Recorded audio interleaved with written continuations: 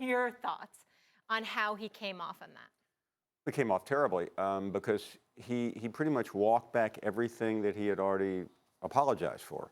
And we all know how many times he's apologized, but Molly, the most stark reality is this, that Urban Meyer doesn't respect the victim in this case, Courtney Smith. I don't think he believes the words she says. Everything he has said until this point has just been window dressing. And yeah, that's okay if you want to walk away and look like that, but I think it's a terrible look for the school, and I think it's a terrible look for one of the icons in college football modern history. A lot of people don't recall all the intimate details of not just the assistant coach Smith himself, but Urban Meyer's role in all of this. Based on what you've witnessed, from the press conference to the interview with Tom Rinaldi, to with everything that you've read about, everything that you know about this, what's the most egregious part about Urban Meyer's role in all of this? Well, I think big picture that he is struggling with himself in all of this, Stephen, and not to turn this into Dr. Phil, but it looks like he is conflicted. He's like a politician that keeps trying to put out a statement to undo another lie. And had he left it 3 weeks ago, he still would have looked bad. But he couldn't do that. He had to try to explain in parse words. And I think it's really sad in all this, considering everything that's going on in this country, that a leader of young people can't have a better grasp of reality than Urban Meyer, especially about this issue. And even if he did the wrong thing, just apologize for it and be done with it, as opposed to give this interview. And at no point, I mean, when Rinaldi asked him about Courtney Smith, he said, well, that's a really interesting question. I don't know what to say. He didn't know that she felt like she wasn't being supported as the victim. He never called her. Were you shocked when he said that? He never even called her once to check on her or apologize? I think he was insinuating that his lawyers told him that early on he couldn't, but he was also saying, I can do it now, but I'm going to have to think about it. And then the part with his wife, it's hard to get inside a marriage, but common sense would tell you. 29 years of marriage. He would know. And the wife tells you about what's going on with her and her husband, who's one of your assistant coaches, essentially one of your subordinates.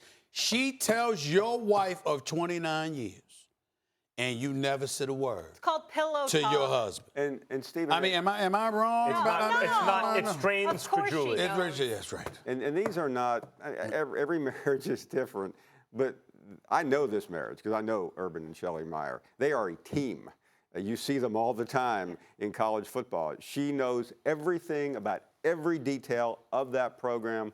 It's not possible she missed it. A wife is sharing that information. How do you expect the Ohio State crowd to greet Urban Meyer when he steps out on the field Saturday? They will treat him like a conquering hero, because this fan base, and I'll just talk about them, but I could apply this to a lot of others, believe that Stephen A. Smith and Max Kellerman and myself and all the people who have commented on this are the enemy. It's very, very much like if you flip down the dial to the political channels.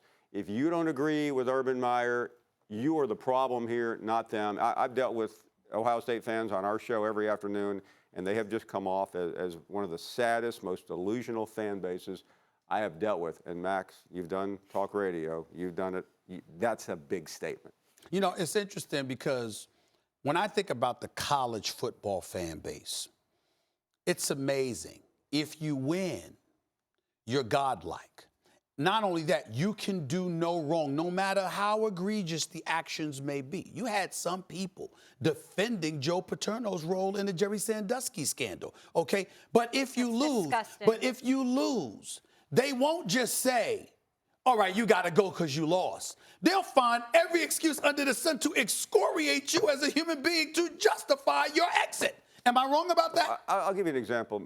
About 20 years ago, the head coach at Alabama got in trouble, shockingly, for having a relationship with his subordinate.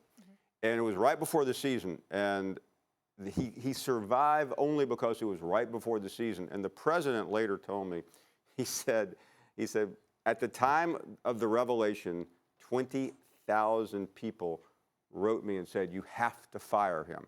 He kept his job. What did he do? He beat Florida and Steve Spurrier once, twice, won the SEC championship, and the president later said the same 20,000 people who wanted him fired then wrote me demanding that I give him a new contract. Have you ever, same people. Have you ever come across a fan base, in college football in particular, which is like religion in a lot of places?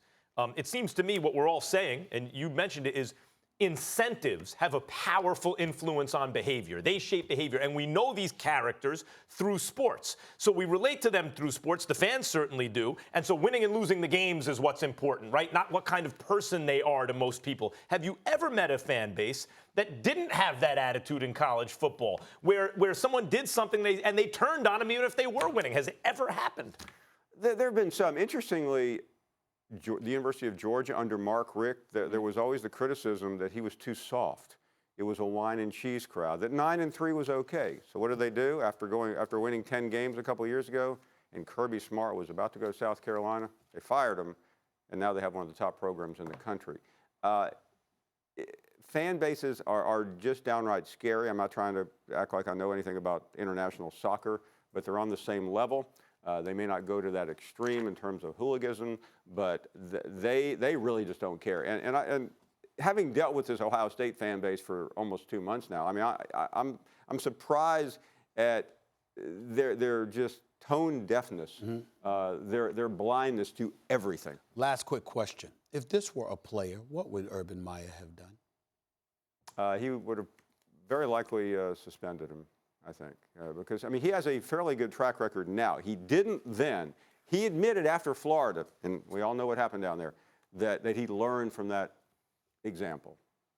He enabled this man.